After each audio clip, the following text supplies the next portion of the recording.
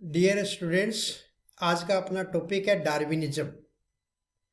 Evolution विज्ञान के अंदर डार्विनिज्म का नियम जो नेचुरल सिलेक्शन दिया था उन्होंने, वो नींव का पत्थर है। और ये सबसे पहले जो व्याख्या की गई थी, सबसे स्ट्रिक्ट जो व्याख्या की गई थी इवोल्यूशन के लिए, वो डार्विनिज्म ने ही की थी।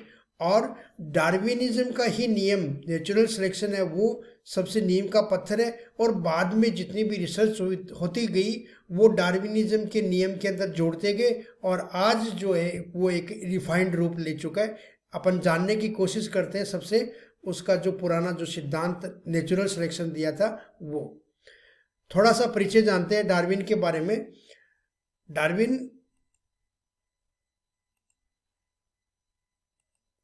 चार्ल्स, पूरा नाम है चार्ल्स रॉबर्ट डार्विन, ठीक है।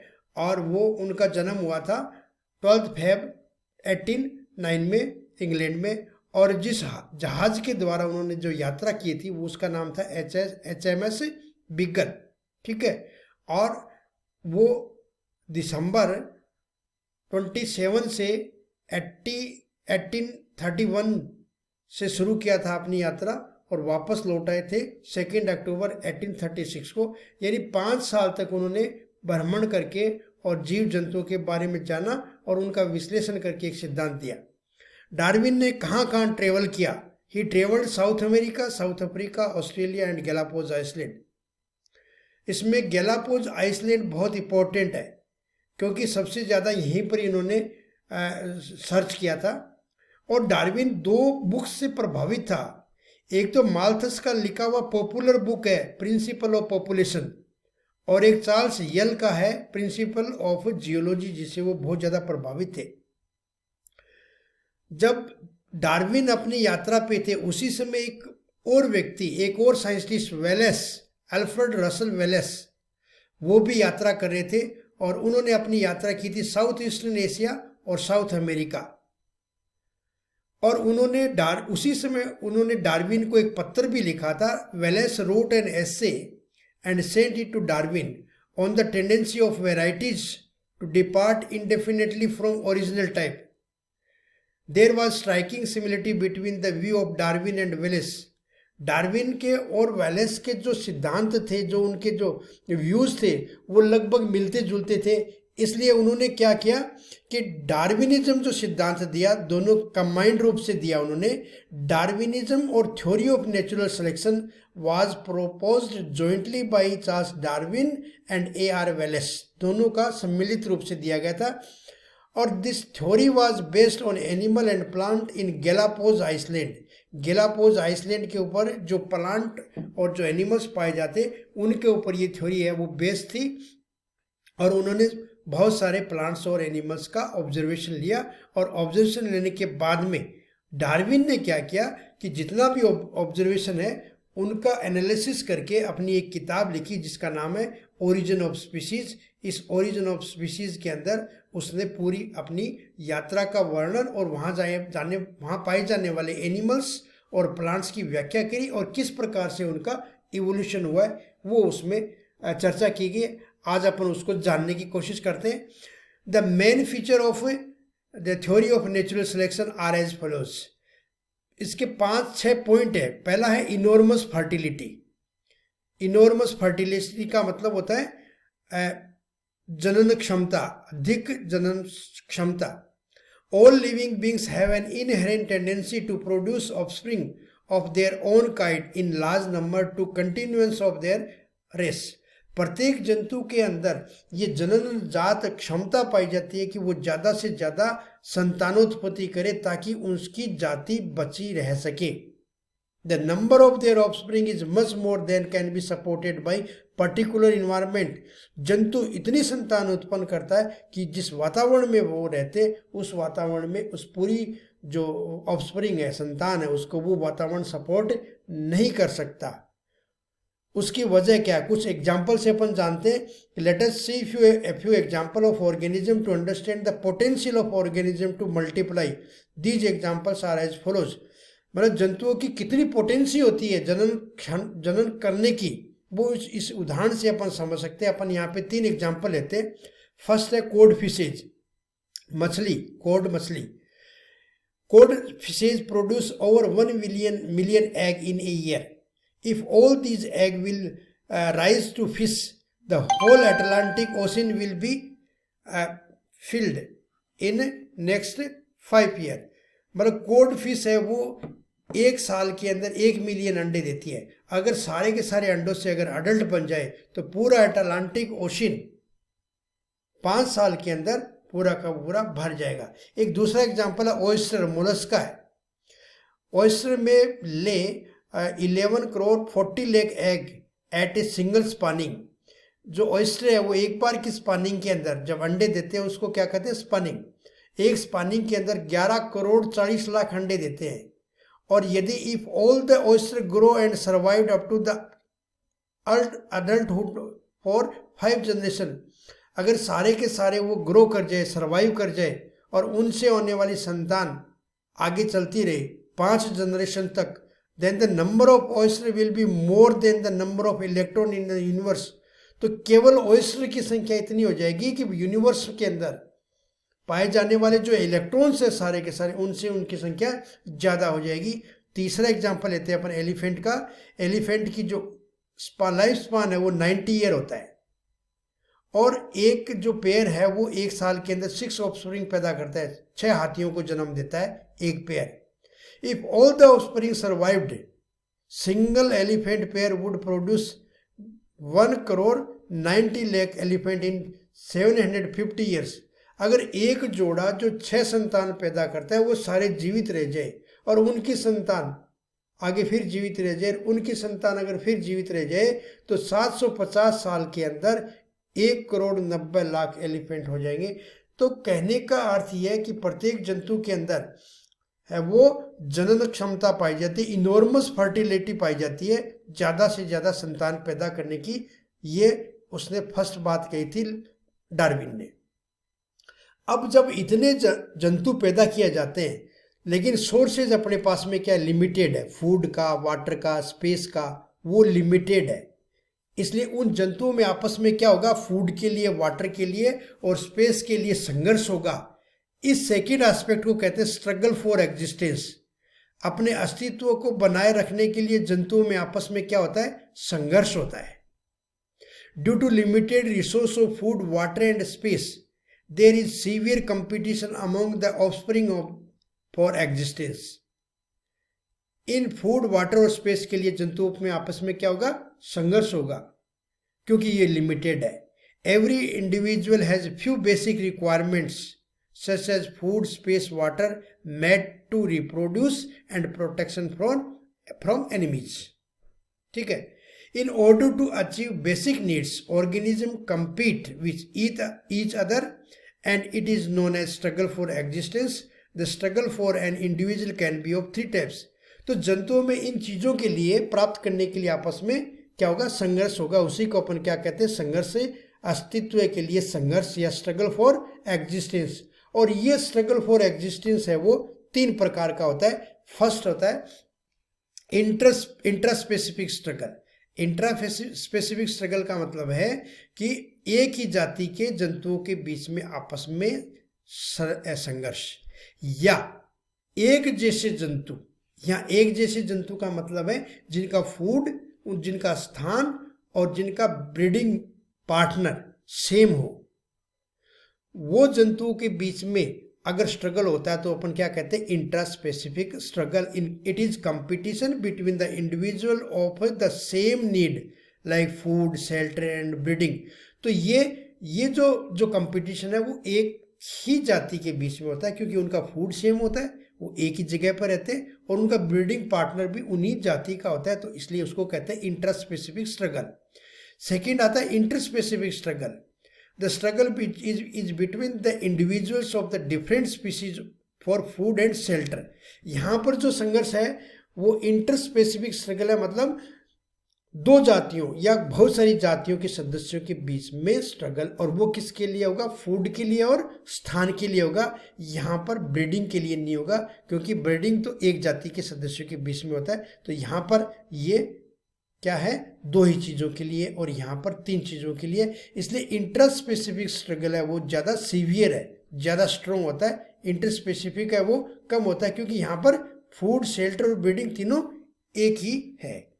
तीसरा आता है इन्वायरमेंटल स्ट्रगल। अब जंतु को अपने वातावरण में बनाए के रखने के लिए cold, heat, wind, rain, draught और फ्लड के लिए भी उसको सामना करना पड़ता है, यानी इन्वायरमेंट में अपने आप को मेंटेन रखने के लिए स्ट्रगल करना पड़ता है। तो ये तीसरा प्रकार का स्ट्रगल है। तो ये 3 प्रकार के स्ट्रगल है, स्ट्रगल फॉर एग्जिस्टेंस।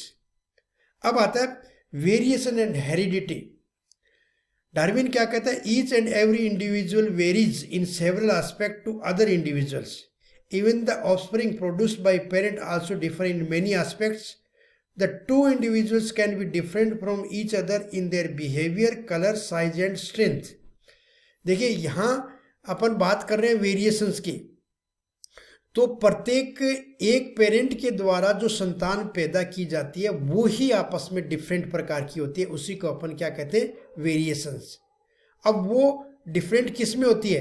बिहेवियर में हो सकती है, कलर में हो सकती है, साइज में हो सकती है, उसकी पर्टिकुलर स्ट्रेंथ में हो सकती है। तो ये क्या कहलाते हैं? Variations. It means there are difference among the individuals. इसका मतलब क्या हुआ? जंतुओं में आपस में क्या होता है? अंतर होता है, वही क्या कहलाता है? These differences are called variations.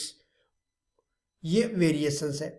Due to variation, इन वेरिएशंस की वजह से में among different individuals they struggle toward their existence with different potentials. इन वेरिएशंस की वजह से जंतुओं के अंदर जो स्ट्रगल होता है वो विभिन्न क्षमताओं के रूप में होता है, क्योंकि जब उनमें वेरिएशंस है तो उनमें अलग अलग प्रकार की जंतुओं में क्षमता पाई जाती है, और उन क्षमताओं के आधार पर ही वो क्या करते हैं? दूसरे जंतु से स्ट्रगल करते हैं। The variation is an individual may allow him to survive and complete its life cycle comfortable. Whereas if the variation are unfavorable, अगर किसी जंतु के अंदर फेवरेबल है तब तो वो सर्वाइव करेगा और अपनी लाइफ साइकिल को कंप्लीट करेगा, और अगर वेरिएशन अनफेवरेबल है, उस जंतु के रहने के लिए वो उपयुक्त नहीं है, तो क्या होगा? The individual will struggle against every odd. मतलब वो जंतु प्रत्येक चीज़ों के लिए स्ट्रगल करेगा, and as a result it may not be able to complete the life cycle. जंतु में अगर फेवरेबल वेरिएशन ही नहीं है तो वो अपनी लाइफ को क्या करेगा? कंप्लीट नहीं कर सकेगा, क्योंकि वो उस वातावरण में रहने के लिए उपयुक्त ही नहीं है। उपयुक्त क्यों नहीं है?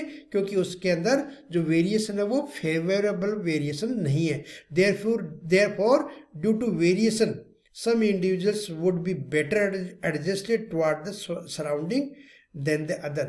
इसलिए क्या है? जिसमें ज़्यादा अच्छे वेरिएशंस होंगे जिस जंतु के अंदर, वो उस वातावरण में रहने के लिए ज़्यादा एडजस्ट होगा।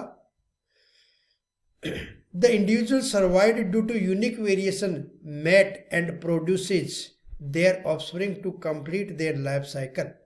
जिस जंतु में ज़्यादा जो वेरिएशंस है वो होंगे सरवाइव करने के लिए, और मैट से रिप्रोड्यूस करने के लिए वो अपनी लाइफ साइकिल को कंप्लीट कर लेंगे। As a result they transfer the useful variation to the next generation and allow the individuals to multiply. जिसमें अच्छे वेरिएशन होंगे वो जंतु ज़्यादा रिप्रोडक्शन करेंगे और वो आगे वाली जनरेशन में वो वेरिएशन चलता चला जाएगा। Darwin believed that any variation which can help the individual to survive and help to favorable for struggle will be inherited. Darwin ये विश्वास करता था कि जो वेरिएशन इंडिविजुअल को रहने के लिए उपयुक्त होते हैं, सर्वाइव करने के लिए उपयुक्त होते हैं, वो स्ट्रगल में भी उसके उपयुक्त होते हैं, और वही क्या है? आगे वाली पीढ़ी में स्थानांतरित होते हैं। तो यहाँ पर अपन ने किसकी चर्चा करी है? वेरिएशंस क्या होते हैं और वो वेरिएशंस कैसे जंतु को वातावरण में रहने के लिए उपयुक्त बनाते हैं। इसका मतलब वो वेरिएशन एकदम बेटर है और वो वेरिएशन आगे वाली पीढ़ी में जाते हैं। तीसरा इसका एस्पेक्ट आता है सर्वाइवल ऑफ द फिटेस्ट और natural selection. Survival of the fittest का मतलब है जो वातावरण में रहने के लिए फिट होगा, एडजस्ट कर लेगा अपने आप को, वो सर्वाइव करेगा, और जो अपने आप को वातावरण में फिट नहीं कर सकता, क्यों नहीं कर सकता? कि उसमें फेवरेबल वेरिएशंस नहीं है, और अगर उसमें फेवरेबल वेरिएशंस नहीं है तो वो सर्वाइव नहीं कर पाएगा। तो ये क्या है? Survival of the fittest. वही सर्वाइव करेगा जो फिट होगा। एक्चुअल में the original idea of survival of fittest was propose by Herbert Spencer. ये शब्द किसके द्वारा दिया गया? स्पेंसर के द्वारा। According to Darwin most suitable and fit individuals are successful in struggle for existence. Darwin क्या कहता है? जो फिट इंडिविजुअल्स है, जो सुटेबल इंडिविजुअल्स है, वही जो स्ट्रगल फॉर एग्जिस्टेंस होता है उसमें सक्सेसफुल होता है। The individuals with most favorable adaptations are able to lead most successful life and are able to win over their mating partners. Darwin called it sexual selection. जो जंतु उस वातावरण में रहने के लिए अपने आप को अडेप्ट करेगा, वही जंतु क्या करेगा? अपने मेटिंग पार्टनर्स को, अपोजिट सेक्स को ज़्यादा प्रभावित करेगा, उससे ब्रीडिंग करेगा और वो कैरेक्टर आगे वाली पीढ़ी में भेजेगा। इसी को क्या कहते हैं? Sexual selection.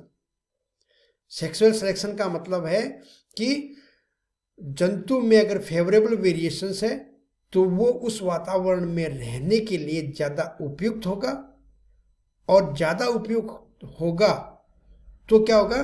वो अपने मेटिंग पार्टनर्स को जल्दी बना पाएगा और उससे ब्रीड करेगा और वो कैरेक्टर फिर आगे वाली पीढ़ी में भेजेगा। इसी को अपन क्या कहते हैं? Sexual selection. In the struggle for existence only those member survive which पजेज useful variations, means nature select fit individuals. This was called natural selection. Struggle for existence में जो जंतु सर्वाइव करेगा, जीवित रहेगा, वो जंतु वही सर्वाइव करेगा जिसमें यूजफुल वेरिएशंस हो। और नेचर भी क्या करेगा? उसको सेलेक्ट करेगा, जिसको अपन बहुत आगे जाकर के चर्चा करेंगे। डार्विन इसको बहुत अच्छे से एक्सप्लेन नहीं कर पाया कि वो जो प्रकृति है उस अच्छे वेरिएशंस को, यूजफुल वेरिएशन को कैसे सेलेक्ट करती है। वो न्यू डार्विनिज्म में अपन पढ़ेंगे कि प्रकृति कैसे सेलेक्ट करती है। यहाँ डार्विन कहता है कि प्रकृति उस जंतु को सेलेक्ट करती है जिस जंतु में बहुत अच्छे वेरिएशंस होते हैं, बहुत अच्छी विभिन्नताएं होती है। और इसी को क्या कहा जाता है? नेचुरल सिलेक्शन, यानी नेचर के द्वारा किया गया सिलेक्शन। और नेचर किसको सिलेक्शन करता है? जिसमें बेटर अडेप्टेड वेरिएशंस हो। Fitness is the end result of the ability to adapt and get selected by nature. Origin of new species. Darwin suggested the appearance of new variations in the every generation. प्रत्येक generation में नए variations उत्पन्न होते हैं। These variations keep on accumulating and after a number of generations the offspring become markedly different from a new species. ये जो अच्छे variation है वो अक्यूमुलेट होते जाते हैं एक जनरेशन से दूसरी जनरेशन में और एक नई जाति का निर्माण करते हैं। Origin of new species by gradual modification of older one is called speciation. एक जाति से दूसरी जाति का बनना, धीरे धीरे दूसरी जाति का बनना क्या कहलाता है? स्पेसिएशन। तो ये डार्विन का नियम है कि जंतु ज़्यादा से ज़्यादा है वो संतान उत्पत्ति करता है। उसके बाद में ज़्यादा संख्या होने की वजह से और लिमिटेड सोर्स होने की वजह से जंतुओं के बीच में आपस में संघर्ष होता है, और उस संघर्ष के दौरान जिस जंतु में बेटर अडेप्टेड वेरिएशंस होते हैं वो उसमें सर्वाइव करता है, और वो सर्वाइव करता है तो नेचर उसको सेलेक्ट करता है। वो नेचुरल सिलेक्शन है। और जब उसको नेचर सेलेक्ट कर लेता है तो वो अपने कैरेक्टर आगे वाली पीढ़ी में भेजता रहता है, और इस प्रकार लाखों वर्षों बाद में एक नई जाति का निर्माण होता है। ये डार्विन का नियम था। लेकिन डार्विन के नियम में बहुत सारी कमियां हैं। आउटकमिंग्स ऑफ डार्विनिज्म या क्रिटिसिज्म ऑफ डार्विनिज्म। डार्विनिज्म ने क्या कमियां छोड़ दी? वो ये है, फर्स्ट है Darwinism mention about survival of the fittest but does not explain about arrival of the fittest. ये survival of the fittest Darwin ने बताया, लेकिन arrival of the fittest Darwin ने नहीं बताया, नहीं एक्सप्लेन कर पाया उसको। अब अराइवल ऑफ द फिटेस्ट का मतलब समझने का कोशिश कीजिए आप। एक एग्जाम्पल से बताता हूं आपको। फॉर एग्जाम्पल, बर्ड्स विंग और electric organ of fish must have taken millions of years to develop fully, and during this period to growth they were not useful organs and therefore should have been eliminated by the natural selection. यहाँ पर देखिए आप, जैसे पक्षियों में wing है और जैसे फिशेज के अंदर इलेक्ट्रिक ऑर्गन पाए जाते हैं और उनको डेवलप होने में मिलियंस ऑफ ईयर्स लगे हैं, लेकिन वो ऑर्गन तो जंतु में धीरे धीरे विकसित हुए, फुली डेवलप होने में तो उनको बहुत टाइम लगा है। तो इसका मतलब बहुत टाइम तक तो वो ऑर्गन काम ही नहीं आ रहे थे। जो विंग्स है और जो इलेक्ट्रिक ऑर्गन स्पीशीज में पाए जाते हैं वो बहुत समय तक तो काम ही नहीं आए, और जब वो काम ही नहीं आए तो अपन कहते हैं कि जो यूजफुल ऑर्गन नहीं है, जिसका यूज नहीं हो रहा है, वो तो डीजनरेट हो जाने चाहिए। तो यहाँ पर ये विंग्स और इलेक्ट्रिक ऑर्गन्स जब मिलियंस ऑफ ईयर जब डेवलप होने में जब इतना समय लेते हैं, तो जो पीछे का उनका जो समय है उस समय में तो वो नेचर के द्वारा इलिमिनेटेड कर देने चाहिए थे, वो उनको हटा देने चाहिए थे। ये क्या कहलाता है? Arrival of the fittest. Second देखिए, Darwin believe that variations are heritable which is not true. Darwin कहता है कि जितने भी वेरिएशंस है वो सारे के सारे हेरिटेबल है। Only genetic variations are heritable and not somatic one. आज अपन जानते हैं कि जो जेनेटिक वेरिएशंस है केवल वो ही हेरिटेबल है और सोमेटिक वेरिएशंस है वो हेरिटेबल नहीं होते। ये अपने जर्म प्लाज्म थ्योरी में पढ़ा था जो वीजमैन ने दी थी। During Darwin time mechanism of heredity were not known and hence he tried to explain the inheritance by his theory of pangenesis. Darwin के समय में हेरिडिटी का ज़्यादा नॉलेज नहीं था, इसलिए डार्विन ने एक थ्योरी दी थी, द थ्योरी ऑफ पैंजेनेसिस, जिसको अपन आगे पढ़ेंगे। और उस थ्योरी के द्वारा डार्विन ने ये एक्सप्लेन करने की कोशिश करी थी कि सारे के सारे वेरिएशंस है, चाहे वो कोई से भी हो, वो आगे वाली पीढ़ी में कैसे जाते। तो उसने अपनी थ्योरी दी थी, थ्योरी ऑफ पैंजेनेसिस के द्वारा उसने समझाने की कोशिश की। यद्यपि वो थ्योरी गलत थी, लेकिन उन्होंने समझाने का प्रयास किया था। तो वो कहने का मतलब डार्विन ने जो variations are heritable which is not true, ये समझाने के लिए वो उपयुक्त नहीं हुआ। मेनी यूजलेस, थर्ड देखिए, many useless and non adaptive characters also persist in many animals and are not eliminated.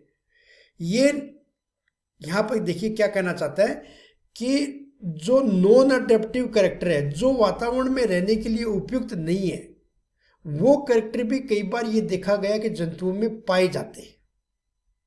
वो विलुप्त हो जाने चाहिए, वो इलिमिनेट हो जाने चाहिए, जबकि इलिमिनेट नहीं होते हैं। ये डार्विन उसको नहीं समझा पाया। जैसे स्मॉल टेल इन जिराफ और pig and ear muscles and appendix in man have no selective value. अब जैसे अपने अंदर अपेंडिक्स पाया जाता है, पिन्ना पाया जाता है, जिराफ के अंदर छोटी पूंछ पाई जाती है, पिग में भी पाई जाती है, तो ये क्या नॉन अडेप्टिव कैरेक्टर है, यूजलेस कैरेक्टर है, फिर भी क्यों पाए जाते हैं, ये डार्विन नहीं समझा पाया। नेक्स्ट देखिए, Darwin does not explain over specialization of certain organ. Over specialization का मतलब है ऐसे ऑर्गन जो फुल्ली डेवलप्ड है, ओवर स्पेशलाइज्ड है, वो उनका यूज नहीं है और उनकी वजह से जंतु एक्सटिंक्ट भी हो गए, विलुप्त भी हो गए, फिर भी वो जंतुओं में क्यों पाए जाते थे, ये डार्विन नहीं बता पाए। जैसे डायनासोर्स है, तो डायनासोर्स में भी क्या है, ओवर स्पेशलाइज्ड, मतलब जो बॉडी है वो बहुत हैवी होती थी उनकी। ठीक है, एक एग्जांपल यहाँ पर दे रखा है अपने स्मिलोडोन का, और वही उनके विलुप्त होने का कारण बना। तो ये ओवर स्पेशलाइज्ड कैरेक्टर है। जैसे आयरिश डियर है, grew such hug antlers that they inferred in its movement through the forest and exhaust its extinction। जैसे आयरिश डियर के अंदर क्या है, एंटलर सींग पाए जाते हैं और वो उनके मूवमेंट में बाधक होते हैं। जंगल में जब वो दौड़ते हैं तो उनके लिए वो बाधक होते हैं और वो उनके एक्सटिंक्शन का कारण भी बना था। फिर भी वो और स्पेशल, आज अपन देखते हैं 12 सिंगा है, उनमें देखिए आप सींग कितने बड़े बड़े हैं, वो भागते हैं, दौड़ते हैं, लेकिन वो झाड़ियों में वो शिकारियों से बचने के लिए दौड़ते हैं, लेकिन वो बाधक है उनके अंदर, वो सिंग जो है, लेकिन फिर वो पाए जाते हैं। तो और specialized organ in certain organ वो क्यों पाए जाते हैं वो डार्विन नहीं बता पाए। फिर देखिए, struggle for existence is not a physical one as Darwin suggested, most of the time it is passive, as for example many species of insect and other animals camouflage against the predators to not actually fight physically। डार्विन ने तो बताया कि struggle for existence में ये बताया कि जंतु फिजिकली स्ट्रांग होना चाहिए, तभी वो स्ट्रगल कर सकता है। केवल उन्होंने एक ही चीज कही कि बस जंतु को संघर्ष करना है, केवल फिजिकल शारीरिक रूप से करना है, बाकी अन्य चीजों पे उनका ध्यान नहीं गया। जबकि आज अपन देखते हैं कि बहुत सारे एनिमल्स जो कीट्स हैं और अन्य एनिमल्स भी है, वो कैमोफ्लेजिंग करते हैं, यानी दूसरे जिस सराउंडिंग में रहते हैं उस सराउंडिंग का अनुसरण करते हैं ताकि उनका शिकारी उनको पहचान नहीं पाए। जैसे इंसेक्ट है, जो ग्रीन इंसेक्ट है, वो ग्रीन लीफ के ऊपर बैठे रहते हैं, तो वो ग्रीन लीफ का अनुसरण करते हैं और उनका शिकारी उनको पहचान नहीं पाता है। तो कहने का मतलब है कि यहाँ पर जरूरी नहीं है कि वो फिजिकली ही हो, वो अन्य भी हो सकता है। Most of the mutations that produce new characters are harmful and cause disease and therefore not useful in natural selection. Darwin did not know about mutations and explained sudden appearance of character due to sports or sports. बहुत सारे जो mutations होते हैं जो harmful भी होते हैं, उनके द्वारा डिजीज उत्पन्न होती है और वो there are not useful in natural selection, वो नेचर के द्वारा सेलेक्ट नहीं किए जाते। फिर भी वो म्यूटेशंस क्यों होते हैं और क्यों पाए जाते हैं, डार्विन ने उसको एक्सप्लेन नहीं कर पाया। Darwin was based on sexual selection. Sexual selection का मतलब है कि यहाँ पर जो दूसरे अर्थ में लिया गया कि why only female select the male for mating, why not vice versa. अब अधिकांश यहाँ देखते हैं कि फीमेल ही है वो मेल को अट्रैक्ट करती है, ये वाइस वर्सा क्यों नहीं होता है। नेक्स्ट देखिए, Darwin believed in blending inheritance. Darwin कहता है कि जो करेक्टर है वो आगे वाली पीढ़ी में जाकर के मदर और फादर के पेरेंट्स के करेक्टर आगे वाली पीढ़ी में जाकर के इकट्ठे होते हैं और वही करेक्टर आगे चलते जाते हैं। जबकि मेंडल का जो सेग्रीगेशन का नियम है वो क्या कहता है कि वो करेक्टर वो आगे गेमिट बनते हैं जब सेग्रीगेट हो जाते हैं, पृथक हो जाते हैं। Darwin believed in blending inheritance according to which characters of both parents blend in the offspring. But now, according to the Mendel's law of heredity, it is known that characters segregate in the second generation. तो Darwin ने तो कहा कि सारे के सारे जो parents के कैरेक्टर है वो नेक्स्ट जनरेशन में ब्लेंड हो जाते हैं, आगे जाते हैं। जबकि मेंडल का नियम क्या कहता है कि सेकंड लॉ में वो सेग्रीगेट हो जाते हैं। थ्योरी ऑफ पैंजेनेसिस जो डार्विन ने बताई थी, उसमें डार्विन ने क्या कहा था कि इनहेरिटेंस जो कैरेक्टर का होता है वो किस प्रकार होता है, वो उन्होंने थ्योरी ऑफ पैंजेनेसिस के द्वारा बताया। डार्विन कहता है कि all organs of an individual produce pangenes. प्रत्येक ऑर्गन क्या प्रोड्यूस करता है, एक पेंजिन प्रोड्यूस करता है। जैसे जीन होती है वैसे क्या पेंजिन होती है, which are minute particle carrying information about the organ. और उस पेंजिन के अंदर जिस ऑर्गन से वो निकला है पेंजिन, उसके अंदर सारी की सारी इंफॉर्मेशन होती है। The pangene travel through the blood stream will ultimately reach the gamete so that each gamete will have pangenes for each of the different organ.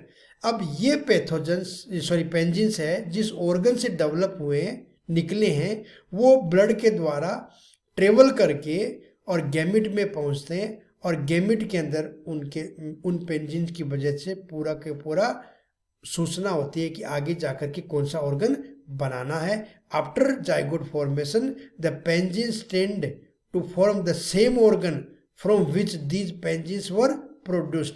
जब जाइगोट का निर्माण हो जाता है उसके बाद में वो पेंजिन क्या करते हैं, जिस ऑर्गन से वो डेवलप हुए वैसे ही ऑर्गन डेवलप करने का प्रयास करते हैं, उन्हीं से वैसे ऑर्गन डेवलप होते हैं। इस प्रकार ये पेंजिन थ्योरी ऑफ पेंजिन है जो डार्विन ने इनहेरिटेंस का सिद्धांत है वो समझाने की कोशिश की थी, जबकि ये अपने आप में उपयुक्त नहीं है। ये है पूरा डार्विन का नियम्स। थैंक्स।